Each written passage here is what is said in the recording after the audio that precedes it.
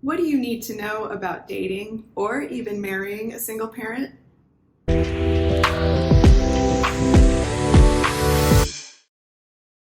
So, this is a topic that's very near and dear to my heart because even though I am now remarried, gosh, it's been almost about a year and a half since I got remarried, I was a single mom for quite a few years. And I remember after getting divorced, I had pretty much settled with the thought that I would stay alone and raise my kids and just work on myself indefinitely. I am a bit of a lone wolf by nature. I've never enjoyed dating. It's just not my thing. I actually hate it. Let's be blunt. I hate dating. And so I wasn't looking forward to that whole process. And the fact that I met the man that I'm with now, it's actually a really cool story. So if you want to dig deep into my personal life, that blog post is linked within my other brand new blog post, which is linked below, and it's called The Do's and Don'ts of Dating and Marrying a Single Parent.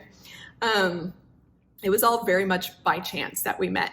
And I think that's what makes or gives you the best odds for a relationship. I think when you're desperately searching for a relationship, whether you're a single parent or not, because you're afraid of being lonely or you're afraid you're never going to meet anyone, or I don't know, whatever causes people to need that validation, that usually doesn't end up very well. Like anything that you kind of look for with a sense of desperation doesn't typically turn out well.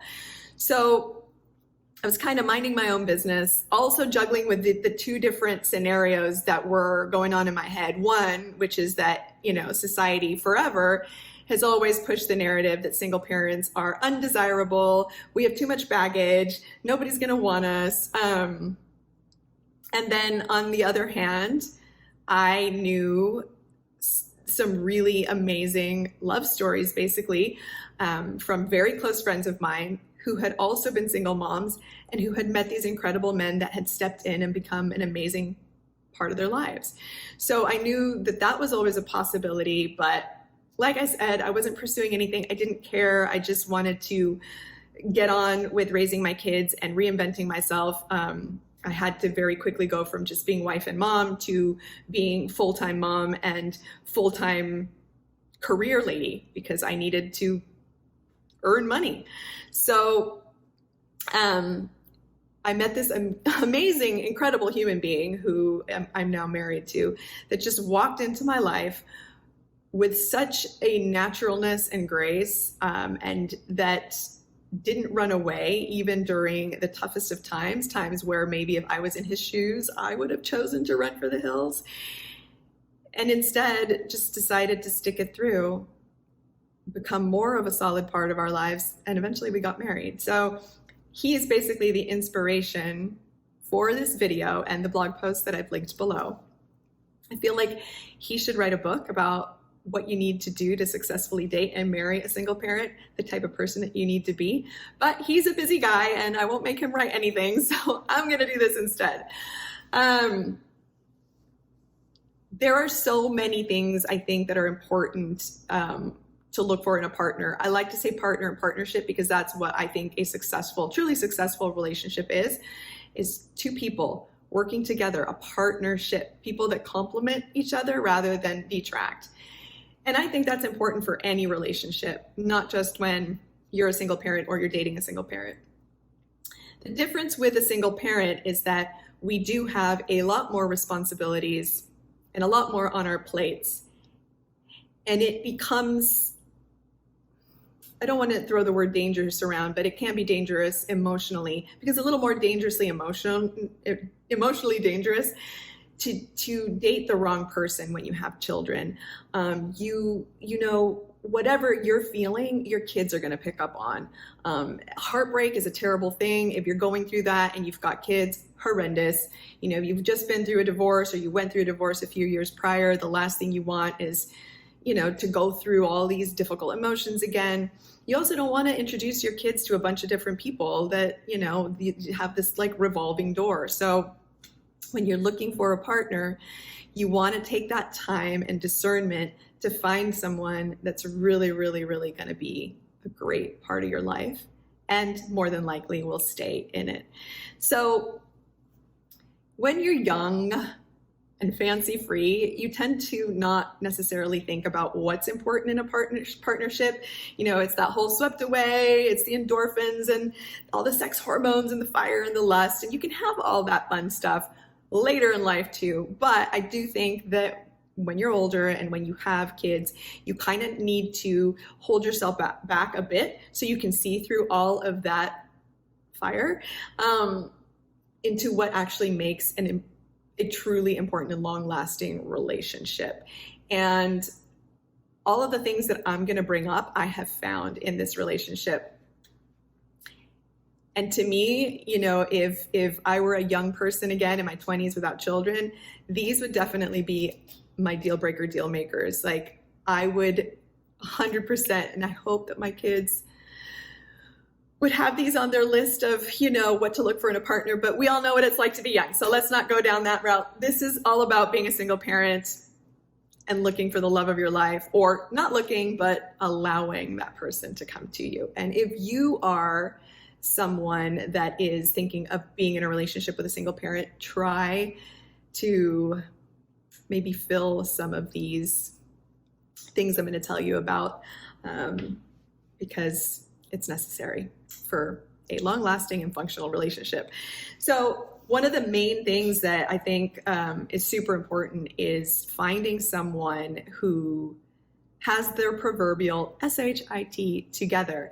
So you want someone in your life that's gonna, like I said, complement your life, not detract from it. Someone that's got their career together, they've got their bills paid, they're responsible for their money, they can handle their own stuff. So, you know, it's one thing if you have a bad day at work, or, you know, you have a situation with someone, a friend or whatever, that you can speak to your partner about that. You can commiserate, you can bounce off of each other, but not to expect your partner to take care of those things for you. You don't want your boss to have to email, or you don't want your partner to email your boss or call the gas company or the cell phone company because you forgot to pay a bill. Like, you don't want any of that going on, because you've got kids, you've got your own responsibilities. You don't need a partner to come in and become, you know, your third, fourth, fifth, whatever number child. A partnership is two people, two adults coming together, working with each other, but also taking care of their own stuff.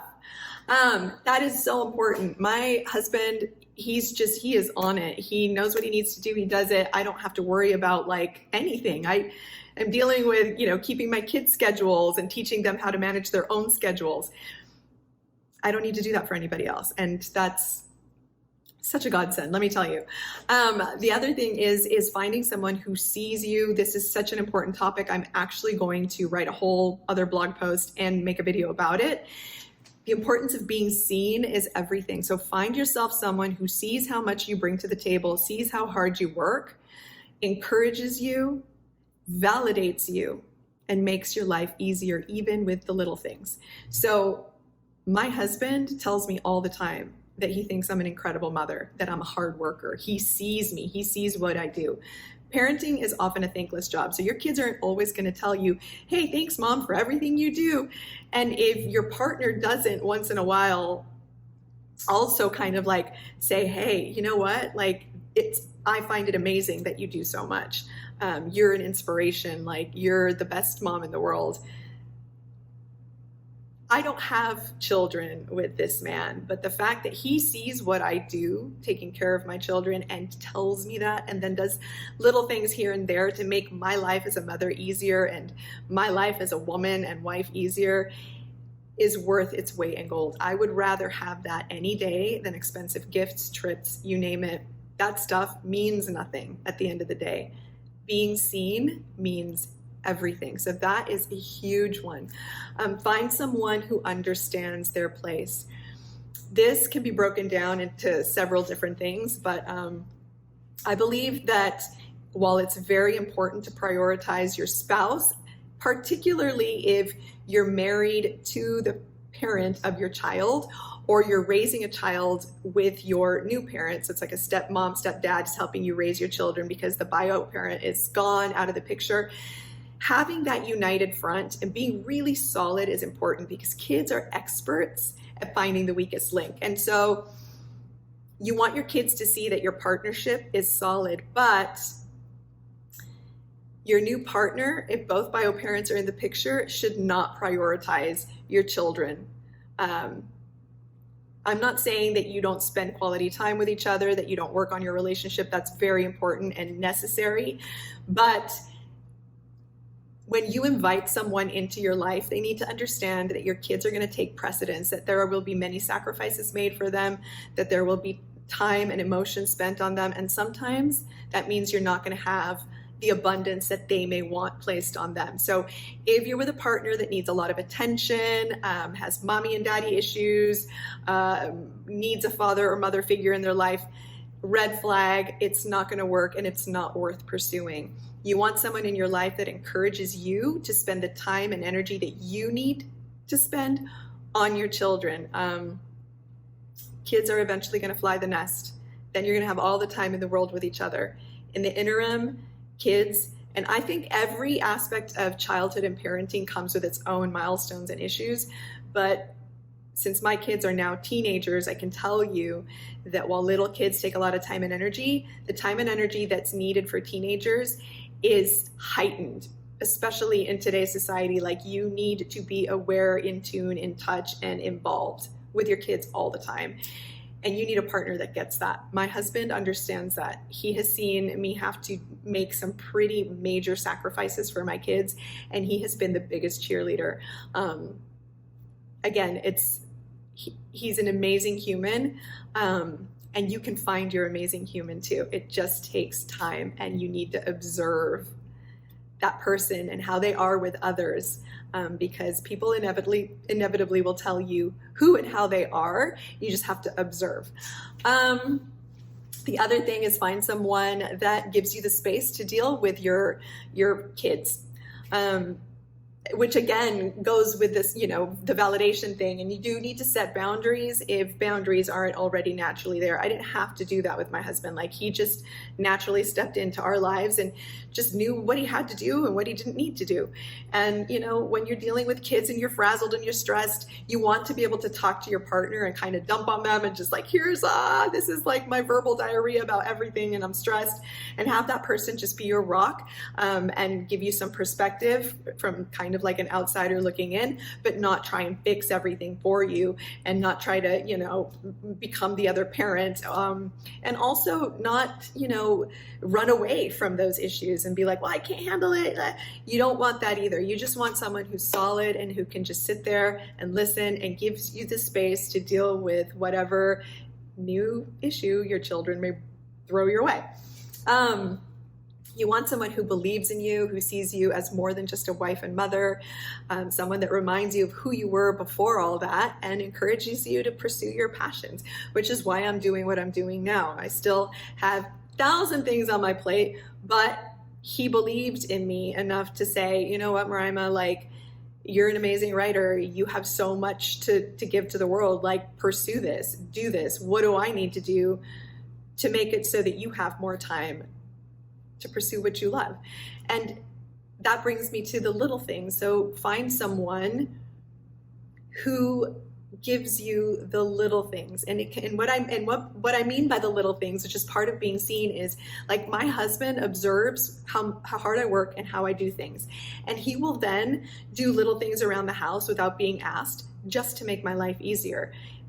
That's, again, something that I've never experienced before, and I just feel is so important, especially when you are a single parent or you're a parent, because to have someone that cares enough to want to make your life easier, even if it's little things. Like, it's not like you have to go out of your way. It's just, but I don't know, switch the laundry over, take out the trash, put the 5-gallon water jug up instead of me having to all these little things mean a lot, and it just makes you feel seen.